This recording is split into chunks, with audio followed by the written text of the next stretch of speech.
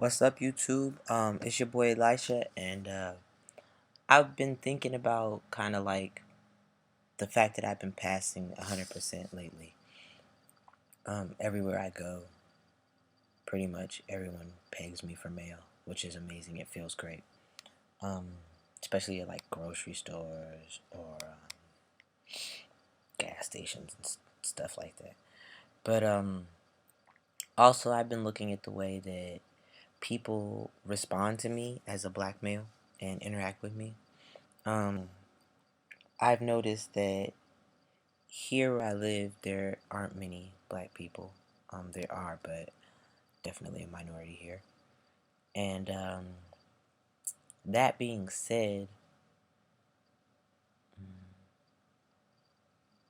it's kind of like, in a way, I don't necessarily feel like when I go places, people are watching me to see if I steal. I don't really go to the mall that much. I'm like too old for that. But when I go to places like gas stations and grocery stores, um, I've noticed that more so other men feel the need to acknowledge my presence. Um, I know that, like, growing up, my grandfather would see other men and always be, do a little acknowledgement. But it kind of seemed like with my grandfather, when he would do it, it would be when he and another man or multiple men were in the same area and they happened to be in close proximity with each other where eye contact was made. Not every man was acknowledged, but those that you made eye contact with, yes. And for my grandfather, he would just be, shopping or doing whatever, see some. How you doing?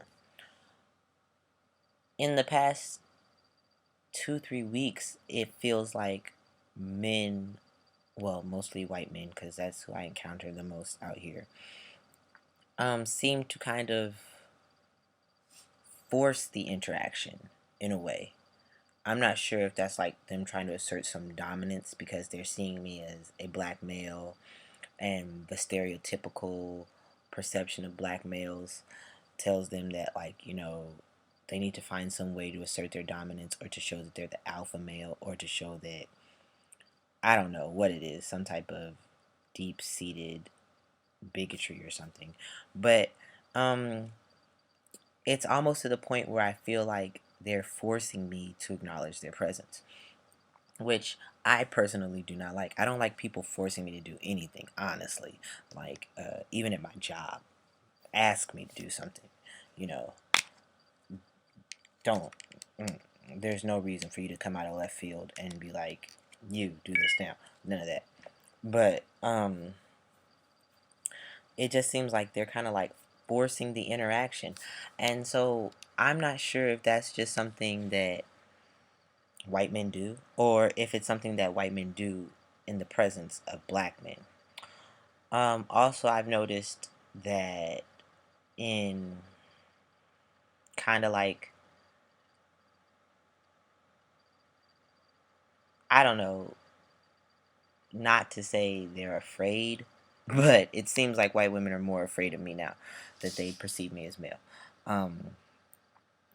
Or afraid of the idea of me. How about that? Because they don't know me. It seems like they're afraid of the idea of a black man being in close proximity to them. I've seen them push their carts faster away or start down my aisle and then go down a different aisle. Or I've seen them more so watch me but not watching me. Kind of like, okay, kind of like this. Like, you're at the gas station pumping gas. You're at your car. I pull up behind your car, start to pump my gas, and I get out of the car. They notice me, and then they kind of do this number where they're like looking over here so that they can see straight on at me and their peripherals, and then like pumping their gas or grocery shopping, grabbing shit off the shelf, which is blatantly obvious. It's obvious. There's no way that that is nonchalantly just shopping or pumping gas. It's very obvious. But I've noticed it Um, and in a way, like, it's offensive and it's just so cowardice to me that it makes me want to, I don't know, makes me want to act in a way to where you should be afraid of me because I am getting gas just like you're getting gas. Why? Because my tank is almost empty. Not because there's some type of plot to come to the gas station and rob someone who's pumping gas.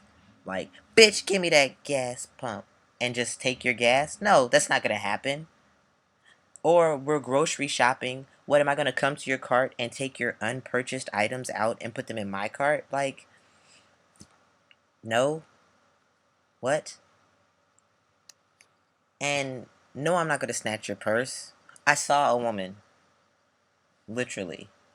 She was shopping, and I was probably like 10 feet away, and her purse was in the cart.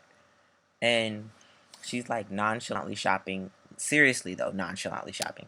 And she's like grabbing something to put it in her cart, and she sees me, and she tries to act like she's still putting it in her cart, and she puts it in her cart, and then she like picks her purse up and puts it on her shoulder. And it's like, who is going to steal your purse in a grocery store? In an aisle? Like, how far am I away from the exit? How many people could you say, hey, that guy stole my purse, and me get tackled by on the way out? Like, especially because, like, for whatever reason, white men love to be the hero and, like, just take somebody down. Black folks, we are like, oh, that's somebody else's problem. But, like, they love to be the good Samaritan who, like, tackled somebody and be on the news talking about, I had to act. So it's just kind of like, are you serious? And I've noticed it in the past few weeks, and I've just been thinking about it. Like, is like, I'm proud to be a black man in every sense of the word. Like, there is no other race I would rather be. If I was reincarnated, I didn't want to come back black. I don't want to come back as anything else, not even mixed or anything. I'm just proud with who I am and my culture, my heritage, all the pro blackness my mother has instilled in me, as well as my grandmother and my grandfather. All of that. Fighting the fires of racism every day. But at the same time, it's kind of like white people love to say that they're not racist or they're in this post color society and all this bullshit. And it's not true because I just see small little things that maybe they think I don't notice. I definitely noticed that you just picked your purse up out of your cart when you saw me. Or I definitely noticed that you're watching me while you're grocery shopping or pumping your gas. Definitely noticed that. Oh, how about, I forgot to put this in my other video. Funny thing, I was packing the other day at the grocery store. I had basketball shorts on, so my package was noticeable. It's some white lady and her kid walking past, and she like looks at my package and she's like, ugh, and walks away. It took everything in me not to cuss her out, not to be like, bitch.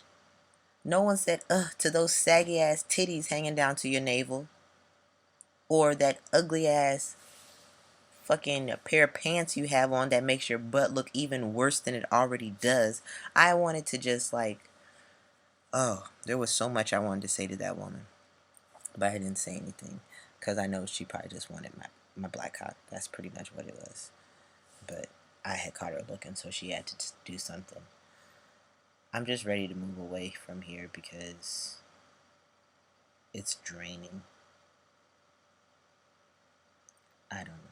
I mean, I can't say that any place else is better, but I would like to be someplace with a more diverse population. I know there's racism and bigotry and prejudice and people buying into stereotypes everywhere, but I want to go someplace where there's more black people and more Asian people and more Latino people. You know what I mean? I want to go someplace where there's a mix of people where I can glean from other cultures and then be enriched with my culture around, and not have to always feel like I'm being watched or judged or feared by almost every person I come into contact with. I would love to have that happen. I really would. You know, like, it would be amazing to not have to deal with some of the bullshit I'm dealing with as my transition progresses and I'm looking more masculine. It would be, I don't know, just totally amazing.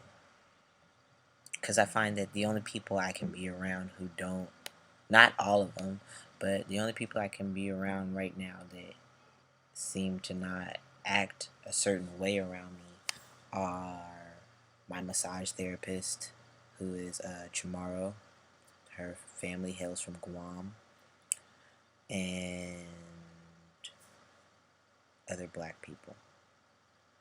The ones that I hang out with, which would be my girlfriend, her kids, my mother, my sisters. Yeah. Pretty much everyone else here just drains me, makes me more antisocial than I already am. Like, I'm not really antisocial, I'm very outgoing, but in situations where there aren't a lot of people like me, or a diverse group of people like me, kind of makes me, you know, kind of pull away just because I feel like I don't have anyone to understand me for real. And I want to go someplace where there is someone to understand me. That's why Atlanta or North Carolina will be the move. And I already know trans men of color in both states. So either move would be good. But I need to get out of here. I really do.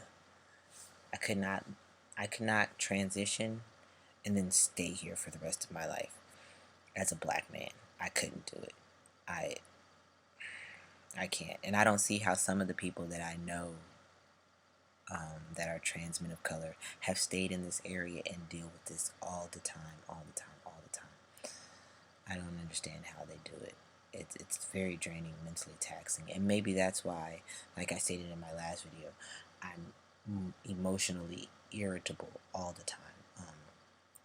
And like kind of just feel like this presence of just like angst and a little bit of anger and just kind of like rage always kind of like under the surface because I'm having to deal with shit like this all the time. And it's really taxing.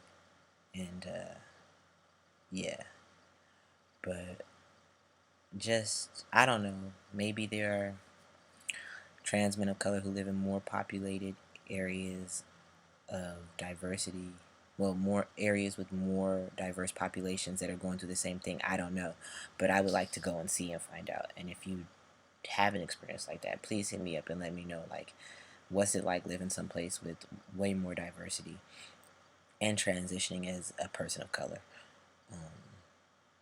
But I think that's why I've been more to myself now. It's just having to deal with, you know, people's prejudices and their privilege all the time. So yeah, that's about it. Yeah, I love being a black man, and I'll never be ashamed of it, and I'm never going to hide my pride in my blackness ever. But I think that it's time to move, and it's time to be someplace else, because yeah, being a black man is tough in the state of Washington. For all you other people of color in Washington, the struggle is real. For all you trans men of color in the state of Washington, much love and respect, because it's a struggle every day. And yeah, so until next time, these were just my ramblings on being black in Silverdale, Washington. Or being a black man in Silverdale, Washington. Enemy number one. Highest threat level. Till next time, much love.